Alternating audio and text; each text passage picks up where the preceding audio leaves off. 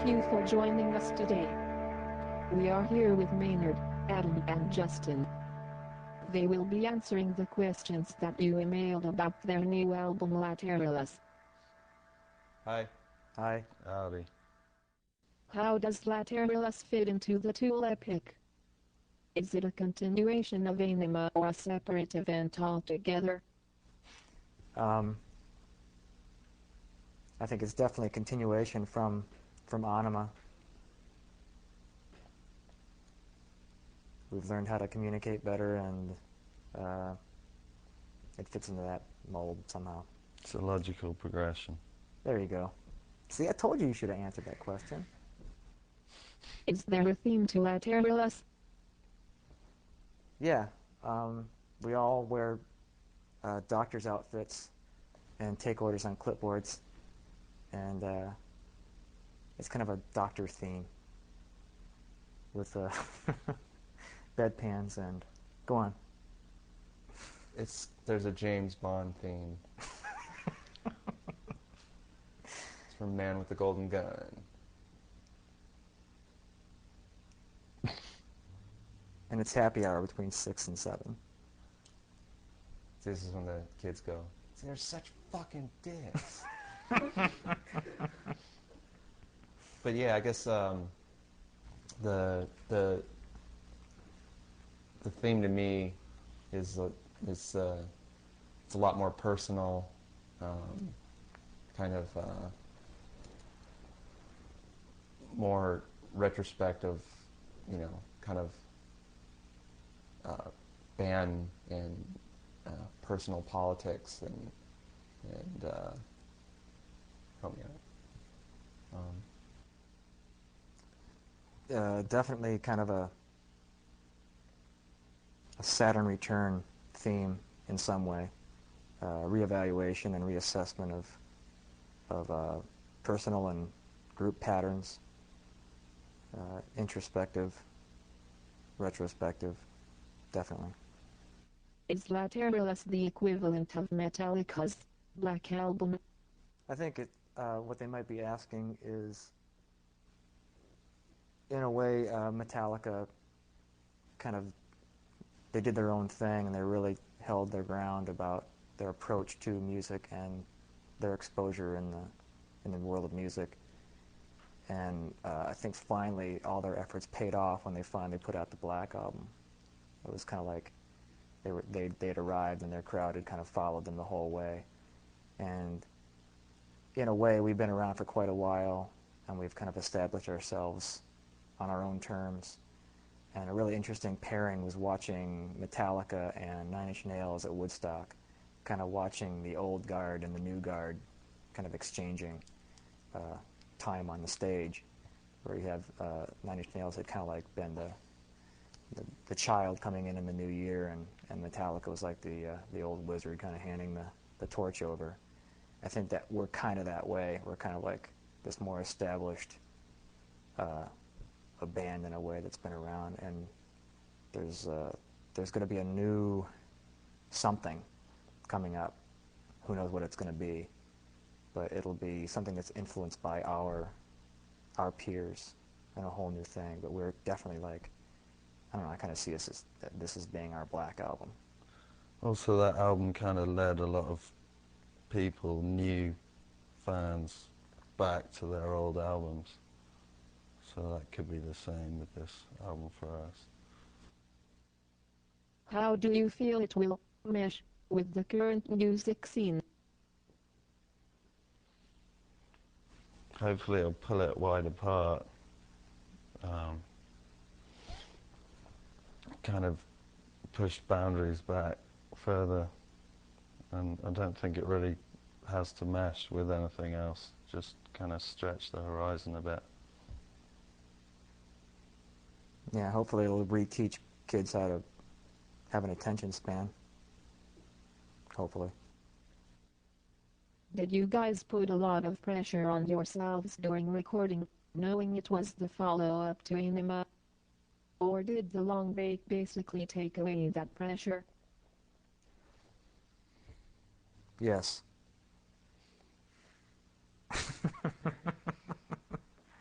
Actually, the album has a lot of reflective elements of that whole process in it that come out in the words and the music. So the answer is yes. Yeah, I mean, the only pressure was put on us by ourselves.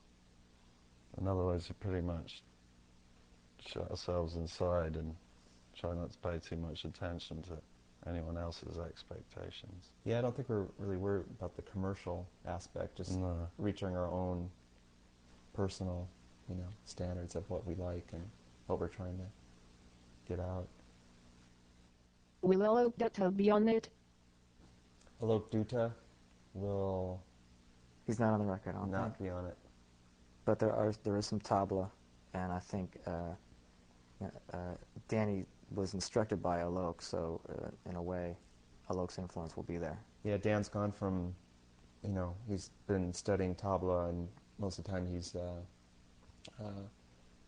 taken samples and played them on his Simmons, and a couple times in the album he actually played live tablas, and it's really, really good. It came out great. Did you guys experiment with different measures, and how did this change the sound? Yeah, a little bit.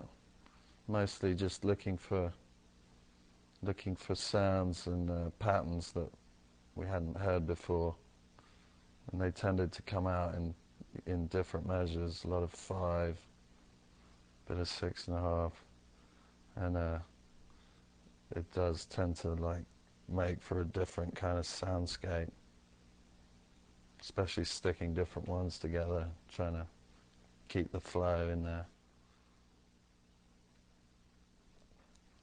Yeah, which is it's a difficult task when you're hearing things in a strange rhythm to somehow translate it to ears who don't really have a frame of reference for it. So it was quite the challenge. But I think once you hear the record, you'll see that we did a fair job at that, keeping the rhythm and the flow going, and at the same time still having some strange time signatures occurring, but not obviously. But it was kind of a natural process. I mean, it was amazing to me how many times I kept going, oh my God, that's in 5 again. Not that we were going, let's write a song in 5, or let's write a song in 6.5, or let's, so. It's like a weird type of cooking, Right. Some new weird ingredients. Right. Just trying to get the recipe right. That's exciting, and, leads you to the end, it's something that, where we just kind of came out in playing, where you just kind of seek new territory, seek new grounds, and you go down a path, and you're like, wow, I'm here, and it's... Is Lateralus a more psychological or emotionally charged album? I would say that our earlier records were a blend of that, but more physical, and I think this is definitely leaning more toward a blend of the psychological and the emotional. Since most of the songs exceed the radio-friendly 3-minute formula, will you be editing songs to use as singles in order to get more airplay? The answer is no. Yeah, we've always kind of taken a stand on, what is, tolerable and how much time, just kind of let things flow and want people to experience that.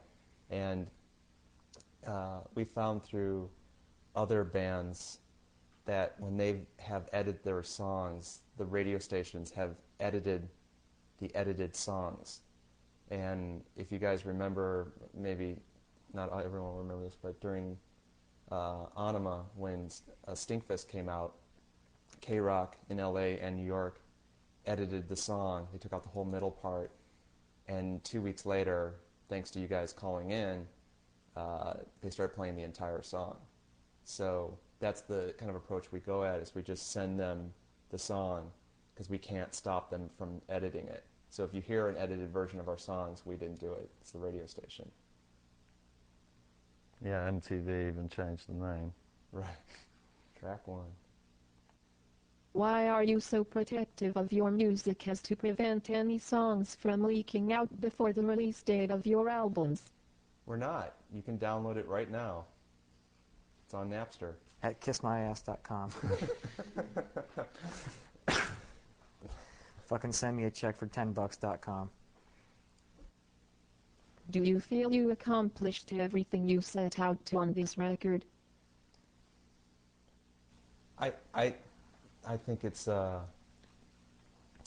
very fulfilling. There's a lot of still little open holes, that I'm personally feeling, but I think they'll get worked out through touring, developing. When you start playing the songs over and over and over, and you've played 60 gigs in a row or 100 gigs in a row, the songs start becoming so fine-tuned, and we always kind of go, oh God, I wish we had done that on the album, or I wish we could have played the songs for like 3 months before we recorded them. But it's just part of the process. You have to look at the songs as like a snapshot, a photograph, Polaroid of that place and time, and Yeah, at some point you have to make a decision to get down that point that you've got to. But then, we don't limit ourselves to just that.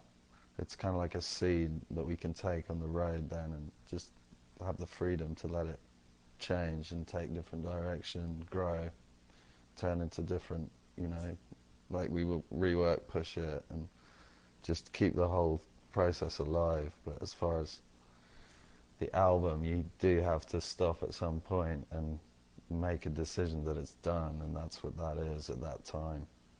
I think the biggest accomplishment was just getting it done, staying together. Have you taken a different approach this time around and written about things more personal and internal, like relationships? Well, I think all the songs we've ever done have been about relationships. Just because the relationship is with, between larger bodies of people, or someone's perspective on what's happening in the world or whatever, it's still a relationship, and it still affects you as an individual, and intimately. So, hard question to answer, I guess. Yeah, I mean, these are definitely about more intimate personal relationships than, say, a Britney Spears album. So, yeah, okay. Yeah, there's some attention to like the relationship between the music and the words too. I think it's a little different than before. With Lateralus, will you head in the direction that you seem to be exploring with Push It and Third Eye? I guess so. I mean, I think all of our music is kind of handled like that. If it wasn't, then, Justin would just walk in with a song and go, here's the song, or Maynard would walk in and go, here's the song, But all of our songs have gone through that same process that those songs have, if I'm getting that question right. Unless they mean, is it going to change? No, I think they're saying, like, say, compared to songs like Sweat or Hush, which are far more, quick and to the point. Third Eye and Push It are far more exploratory and have a lot more of a soundscape and depth. But we explored those songs too. Right. That's But what I I'm mean, saying. as far It's as like the same length and perspective. movement, there's a lot more. There's definitely a lot more. It's like those songs are more like Apocalypse Now, and probably the songs on Opiate are more like Reservoir Dogs, where it's pretty direct and minimal. Still explored as much, but so maybe that's what they're saying. And I guess yes. Yes. Sure. The cover art of the new album is much different from the past two. What ideas did you run through in order to arrive at this concept? I think the artwork for this album it's kind of one of those as above so below scenarios where a lot of the album concept is kind of dealing with communicating more and letting go of things and all those kind of midlife concepts. And I think having brought another artist in for the designing of the cover art was kind of a step in that direction, where we've kind of like just let the music itself be pure and heard by someone, and then letting them interpret it, someone who's a master at their art, interpreting it in what they hear. And so in that way it was different, because it was done by an outside person rather than done within the band. Who designed and created the cover art? It was Alex Gray, and I basically had the idea of looking at any average encyclopedia in the A section under anatomy. They usually have a plastic, clear-coated anatomy breakdown of the different layers, of the body, and the organs and the nervous system and the circulatory system, and I thought it would be really kind of appealing to kind of strip like ideas of the songs and the band in that manner. So we had a conference call with Alex Gray and the band, and talked to him about ideas, and Maynard sent him the lyrics, and we didn't really send him too much of the music, but from that conversation, we told him just to take what he's heard and the lyrics and go off, basically, and to stay within that, the paneling, clear plastic, peeling away the surface levels. And what he came back with is just mind-blowing, because he is truly a modern master in any rights of art history, and he will completely be remembered as such. And we just are still blown away that he wanted to do something for us. Thanks. Yeah, thanks, Alex. Which album does Lateralus sound most like, or is it a new Tool sound once again? It's kind of a cross between Plasmatic's Coup d'etat and I Like Big Butts. What was the question again? Did you ever feel you could never top Anima? I don't think it's about topping it, really. Just exploring some new ideas, trying to come up with perhaps trying to complement it. Yeah, we're not writing pop songs, it's not something that we're trying to top, there's definitely resources of challenging yourself, but it's just exploring music, and where to go to places we haven't gone or thought of. So you have to look at it like that, and I personally look at all those albums just completely different. So I don't, if you mean that topping, I don't know if you mean, in sales, so we'll see. I think they meant that we want to put whipped cream on it, like as a marketing tool, Right. with a cherry. Right. Then yes. Did the record company want to change anything on the album, and if so, how did you guys deal with that? Originally they wanted us to do a covers record, but I couldn't really, all the songs that we picked out, I couldn't understand what Britney Spears was saying, so I couldn't really understand that, and Adam had a hard time figuring out the chord progressions in some of the Ricky Martin songs, so we just kind of abandoned it and decided to just write our own record. Will Lateralus be released on vinyl? No, PVC. PVC. 8-track. Yes, it will be. Very thick vinyl.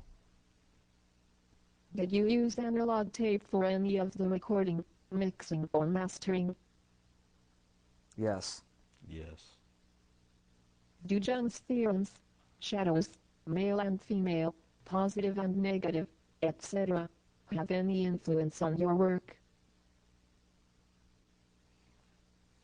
Yeah, I guess so. Yeah, he was over here like yesterday, and We channeled him. It was a weird thing. We were making Jello, and had the hot water running, and I spilled some water on the floor, and there was an electrical charge, and I channeled Jung, and he told me that I was fucking up the Jello. Who engineered and produced the new album? Carl Jung. I mean David Bottrell. Dave Bottrell did, and Tool did, and you can read that sometimes, and you think, oh, the band just puts that on there for their own ego, but we really, the four of us, while Dave's working, breathe down the back of his neck the entire time, the entire process, and it's bad because we all have bad breath. But he was really essential in kind of consolidating all of our different ideas. Really kind of glues everything together in a cool way. Yeah, definitely.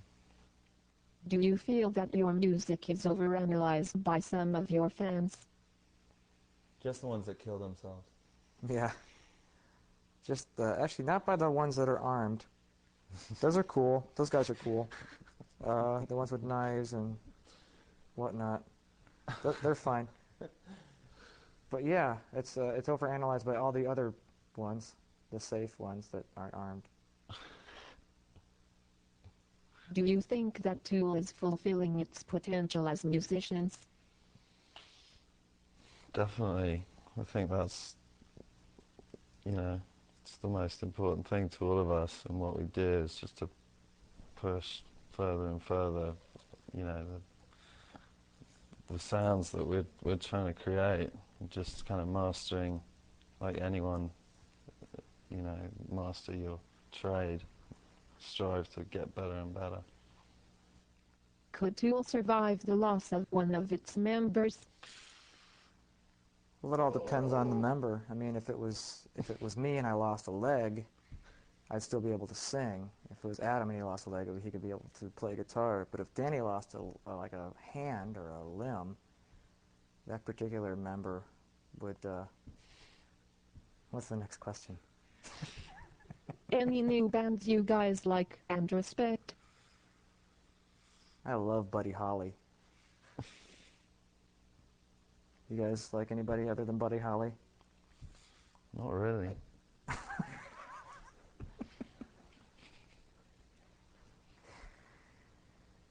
When you look back at your past work, are you happy with it, or do you think you could have done a better job? I think we always could do a better job. A job well done is the best way to do a job. What do you want people to get out of your music? I would hope they're just inspired and kind of do things for themselves, and whatever line of work or art they're into would just be like a catalyst for them to expand their horizons more. Yeah, and just appreciate the music as much as we do, and the work that went into it. It's like working on a sculpture or painting a really long time, and instead of just doing something really fast that just kind of marks just that second, something that's been really kind of scrutinized, and the effort that went into it, and the thought that went into it, and the movement that it caused, instead of does it got a good beat and does it hold my attention? I think it's more of a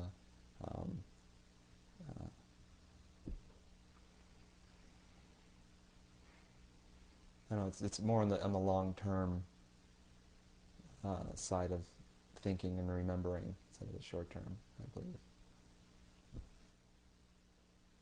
What do you think are some common misconceptions about you guys? We're not gay. We're not I'm Brazilian. not Australian. Right. And we're not Scientologists. We're not Scientologists or Republicans. I get that all the time. We're not You're a Christians. Republican, right? We're not sober. No, I'm not. Are you a Republican? Nope. You're a pedestrian. I believe in nothing. I'm a Republican. Do you think it is possible for any one band to save the music industry and the direction it is going? The music industry has always had its bad side. There's always the yin and the yang. There's always going to be just complete complete crap. Yeah, let's not answer the next question. Oh, come on. Okay. Ask the next question. Have you ever considered performing with an orchestra? Yeah, but we the four members will each have their own orchestra. We were the same talking with, time. we were hanging out with Metallica and Uriah Heep, and we did like the Rolling paper, Stones. scissors, rock to see who was going to do the orchestra album. Kevin And Wills Metallica told me won. that everyone plays that game wrong. That it's paper, scissors, rock, dynamite. And then I was playing with him, and then he said, it's paper, scissors, rock, dynamite, and camel toe. And camel toe beats everything.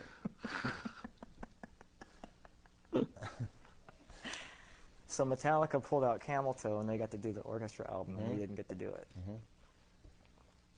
Do your songs take on new meaning for you as time goes on? How? Hey, do it again. Do your songs take on new meaning for you as time goes on? How?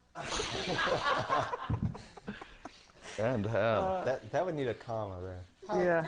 Well, Okay. I think, the way we write, it's things kind of evolve, as Adam has said earlier. As time goes on, we reevaluate the songs and play them live repeatedly. We start honing in on different areas of the song that have room for adjustment and all that. And so, Yeah, because when Maynard writes lyrics, he writes them in prose, and they take on different meanings, and they can affect all of our lives in different ways. And you have to look at the music like that too. It's you're in a headspace when you're writing it, and then you're in a different headspace when you're playing it after a year. So, absolutely, and the same thing with listening to music. If you're a fan of some band, when you first heard it, you had a certain reaction, and then when you heard it 5 years later, you have a different reaction, or you may have the same reaction. I don't think so though, but it's all just a stimulus and a way of thinking, and it kind of reflects time, just like I guess like a tattoo or something. how? It's kind of mixed that way too, I think, where you can really delve inside the music and find different layers, like with time. With like each new listen, you can explore like you might catch a new relationship between a phrase and what's happening in the music that you might miss the first time. It's got a depth to it that allows that to happen in the mix. Yeah. What impact do you feel your music has had on the industry, if any? Well, hopefully we've, like we said earlier, hopefully we've expanded the attention span of people. I mean, that's the biggest problem, it seems, nowadays, is everything's such a fast-paced, disposable society as far as, music, television, fast food, everything. So I think if we've had any impact at all, I would hope it would have something to do with consciousness expansion and getting people to take a moment and take a deep breath and just feel the subtle nuances of life in general. And hopefully, like, inspire people to be true to what they believe in and just ignore what everyone else is saying and just plow straight ahead with your own idea and try and fulfill it somehow.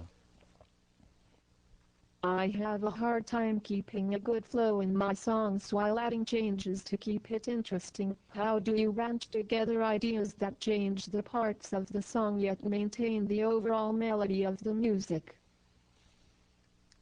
Acid. I don't know, come jam with us. Can't explain it. Have you considered doing an acoustic session? Do they still have rainbow gatherings? Are those still going on? Okay, then yeah. As long as there's a rainbow gathering, we'll do an acoustic set.